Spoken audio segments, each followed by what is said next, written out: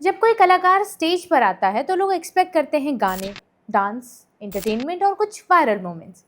लेकिन कभी कभी कोई परफॉर्मेंस सिर्फ शो नहीं रह जाते, वो इतिहास, दर्द, पहचान और गर्व की आवाज़ बन जाती है। ऐसा ही कुछ दिलजीत दोसांझ के साथ हुआ जब उन्होंने the tonight show starring Jimmy Fallon पर अपने वैंक्यूवर कॉन्सर्ट के पीछे की ऐसी याद के बारे में बताया जो काफ़ी दर्दनाक और भयावह है।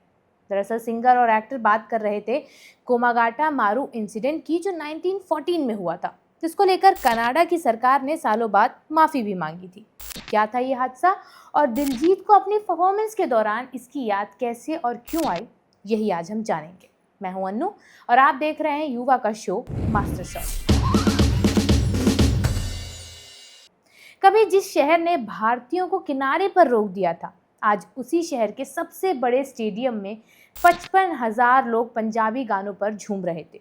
ये हुआ दिलजीत दोसांझ के कॉन्सर्ट में। आपने दिलजीत दोसांझ और जिमी फैलन का वीडियो पिछले दिनों देखा ही होगा, जब वो the tonight show starring Jimmy Fallon पर पहुंचे थे। तो दुनिया को लगा होगा कि बात सिर्फ म्यूजिक, फेम और ग्लोबल सक्सेस की होगी। हालांकि ये पहली बार नहीं था जब वो इस शो पर पहुंचे हों। इस बार दिलजीत ने वैंक्यूवर कॉन्सर्ट का जिक्र करते हुए शो में अचानक 1914 के ऐसे जख्म को सामने ला दिया जिसे बहुत कम लोग जानते हैं। उन्होंने बताया कि जिस शहर में आज हजारों लोग उन्हें सेलिब्रेट कर रहे हैं, वहीं कभी भारतीयों को उतरने तक नहीं दिया गया था। ऐसा क्यों हुआ था, कब की बात है और शो के खास पल, सब पर आज हम बात करने वाले हैं। जिमी फैलन के शो का माहौल हमेशा फन, जोक्स और लाइट मोमेंट से भरा हुआ रहता है। फैलन ने दिलजीत का स्वागत भी उसी एनर्जी से किया। ऑडियंस एक्साइटेड थी, फैलन उनकी पॉपुलैरिटी से क्लियरली इम्प्रेस थे और दिलजीत अपने यूजुअल काम स्वैग में नजर आ रहे थे। उन्होंने फैलन को भांगड़ा भी सिखाया, पंजाबी वाइब भी दी और स्टूडियो में हंसी का माहौल बना दिया। वीडियो इंटरनेट पर काफ़ी वायरल है, आपने ज़रूर देखा होगा।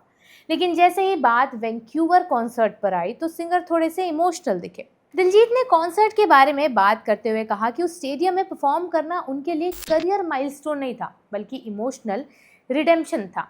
उन्होंने बताया कि 1914 में जब हमारे लोग पहली बार कनाडा आए थे, तब उन्हें आने ही नहीं दिया गया था और जिस स्टेडियम में उन्होंने शो किया है वो कोमागाटा मारू इंसिडेंट साइट से सिर्फ 2 किलोमीटर की दूरी पर है। फिर उन्होंने गर्व से कहा, तब हमें आने नहीं दिया गया था और आज हम यहाँ हैं। अब समझते हैं उस हिस्ट्री को जिसने वैंक्यूवर कॉन्सर्ट को इतना मीनिंगफुल बना दिया, यानी कोमागाटा मारू इंसिडेंट। साल 1914, भारत ब्रिटिश रूल के अधीन था। पंजाब के कई लोग खेती, मजदूरी और सेना से जुड़े थे, लेकिन अपॉर्चुनिटीज़ बहुत लिमिटेड थी। विदेश जाना सपना था।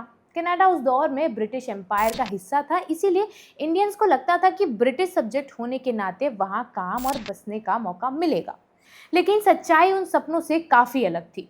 जापान का एक स्टीम शिप जिसका नाम कोमागाटा मारू था, लंबा सफ़र तय करके हांगकांग से वैंक्यूवर हार्बर पहुंचा था। इस जहाज़ में सैकड़ों सिख यात्री सवार थे, हिंदू और मुस्लिम भी थे, जो कनाडा में नया जीवन शुरू करने, बसने और बेहतर भविष्य बनाने का सपना लेकर पहुंचे थे। लेकिन जैसे ही जहाज़ वहां पहुंचा, हालात बिगड़ गए। जहाज़ को किनारे लगने की इजाज़त ही नहीं दी गई। ज़्यादातर यात्रियों को कनाडा की ज़मीन पर कदम रखने तक नहीं दिया गया। उस समय के रेसिज्म और डिस्क्रिमिनेशन से भरे नियमों की वजह से ये घटना हुई थी, जिसे आज कई लोग मानव अधिकारों का उल्लंघन मानते हैं। दरअसल इसकी जड़ साल 1879 में मिलती है, जब कनाडा ब्रिटिश कॉलोनी से आगे बढ़कर एक डोमिनियन बना था। यानी अब देश को अपने अंदरूनी फैसले खुद लेने की आज़ादी मिल गई थी। लेकिन इसके बाद एक कड़वा सच सामने आया, नस्ल भेद यानी रेसिज्म। कई गोरे कनाडाई लोगों को डर था कि बाहर से आने वाले लोग उनकी नौकरियां ले लेंगे। इसी डर की वजह से उन्होंने प्रवासियों और दक्षिण एशियाई लोगों के खिलाफ गुस्सा दिखाना शुरू कर दिया। फिर सरकार ने भी सख्त कदम उठा लिए। चीन और भारत जैसे देशों से आने वाले लोगों पर इमिग्रेशन रोकने के लिए नए कानून लाए गए। यानी कहानी सिर्फ एक जहाज की नहीं थी, बल्कि उस दौर की सोच की थी जहां रंग और पहचान देखकर इंसानों को बांटा जा रहा था। इन सख्त कानूनों में सबसे ज्यादा चर्चा में रहा 1908 के कॉन्टिन्यूअस पैसेज एक्ट की बात। नियम ये था कि जो भी व्यक्ति कनाडा आना चाहता है, उससे अपने देश से सीधे एक ही सफर में कनाडा पहुंचना होगा, बीच में कहीं नहीं रुकना होगा, यानी कोई रुकावट नहीं। सुनने में नियम सीधा सा लगता है, लेकिन असल में ये एक चाल थी। उस समय एशिया से आने वाले जहाज़ों को रास्ते में कहीं ना कहीं रुकना ही पड़ता था। खाना, सामान और ईंधन भरने के लिए।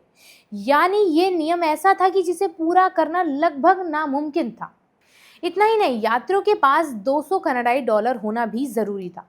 उस दौर में ये बहुत बड़ी रकम थी, खासकर दक्षिण एशिया से आने वाले लोगों के लिए। मतलब साफ था कि कानून ऊपर से नियम लग रहा था, लेकिन अंदर से दरवाजे बंद करने का एक तरीका था। देखिए, कामागाटा मारू सिर्फ एक जहाज नहीं था, बल्कि इस कानून को चुनौती देने की एक बड़ी कोशिश थी। इस जहाज को किराए पर लिया था गुरदीत सिंह ने, जो एक सिख मछुआरे, कॉन्ट्रैक्टर और मजदूरों के हक के लिए लड़ने वाले एक्टिविस्ट थे। गुरदीत सिंह और उनका परिवार भारत से था, जो उस समय ब्रिटिश राज के अधीन था। भारत करीब 200 साल तक अलग अलग यूरोपीय ताकतों के असर में रहा था। गुरदीत सिंह का मानना था कि अगर भारत ब्रिटिश साम्राज्य का हिस्सा है, तो वहां के लोगों को भी साम्राज्य के किसी भी हिस्से में जाने और बसने का हक होना ही चाहिए। और क्योंकि कनाडा भी उस समय ब्रिटिश शासन के तहत था, इसीलिए वहां के दरवाजे भारतीयों के लिए खुले होने चाहिए थे। इसी सोच के साथ गुरदीत सिंह ने कुमागाटा मारू जहाज किराए पर लिया और सैकड़ों भारतीय यात्रियों के लिए कनाडा जाने का इंतजाम किया था। फिर शुरू हुआ वो सफर, सिर्फ वैंकूवर की तरफ नहीं, बल्कि इंसाफ की लड़ाई की तरफ बढ़ा। जब कोमागाटा मारू वैंकूवर की खाड़ी में पहुंचा, तब तक वहां की मीडिया को इसकी खबर मिल चुकी थी। अखबारों और खबरों ने माहौल ऐसा बना दिया कि कई गोरे कनाडाई लोगों ने बाहरी लोगों के खिलाफ गुस्सा भड़का दिया था लोगों के बीच में।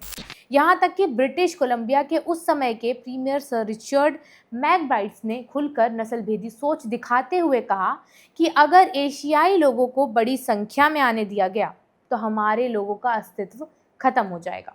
किनारे पर मौजूद भारतीय मूल के कनाडाई लोगों ने विरोध भी किया, लेकिन कोई असर नहीं हुआ। कुमागाटा मारू 2 महीने तक समुद्र में खड़ा रहा, कनाडा की जमीन से बस थोड़ी इंच दूर, लेकिन किसी भी यात्री को उतरने नहीं दिया गया। आखिरकार जहाज को भारत वापस लौटना ही पड़ा, लेकिन वापसी भी आसान नहीं थी। जब जहाज कलकत्ता पहुंचा, तो ब्रिटिश हुकूमत ने इस घटना को बहाना बनाकर और सख्त कानून लागू किए। स्थानीय अधिकारियों ने कुछ सिख यात्रियों को कट्टरपंथी बताकर गिरफ्तार करने की कोशिश की। इसके बाद हिंसक झड़प हुई, जिसमें 19 लोगों की जान चली गई। कनाडा में भी हालात लंबे समय तक नहीं बदले। भारत की आज़ादी 1947 के बाद ही भारतीयों के लिए वहाँ इमिग्रेशन के रास्ते धीरे धीरे खुले। आज कोमागाटा मारू सिर्फ एक जहाज की कहानी नहीं लगती, ये कनाडा के इतिहास का वो काला अध्याय है जो याद दिलाता है कि जब समाज में नफरत बढ़ती है, तो बिना वजह इंसान ही इंसान का दुश्मन बन जाता है। हालांकि 2016 में कनाडा के प्रधानमंत्री जस्टिन ट्रूडो ने इस घटना के लिए पूरी और आधिकारिक रूप से माफी मांगी थी। सोचिए, जहां कभी हमारे लोगों को जमीन पर कदम नहीं रखने दिया गया था, उसी शहर के सबसे बड़े मंच पर आज एक पंजाबी कलाकार हजारों लोगों के प्यार के बीच परफॉर्म कर रहा था। यही वजह थी कि दिलजीत भावुक हो गए थे। उनके लिए वो सिर्फ शो नहीं था, वो उन लोगों की जीत थी जिनके सपनों को कभी रोका गया था। वो उन पुरानी पीढ़ियों को ट्रिब्यूट था जिन्होंने दर्द सहा ताकि आने वाली पीढ़ियां सिर उठाकर जी सके। दिलजीत का इमोशनल होना इसीलिए खास था क्योंकि वो अपनी सफलता पर नहीं रोए थे, वो इतिहास को याद कर कर इमोशनल हुए थे। आज वही वैंकूवर जहां कभी दरवाजे बंद थे, पंजाबी संगीत पर झूम रहा है। वीडियो पसंद आया है तो इसे शेयर ज़रूर करिएगा और कमेंट सेक्शन में बताइएगा कि आपको इस घटना के बारे में पता था या नहीं। और ऐसी ही खबरों के लिए देखते रहिए युवा।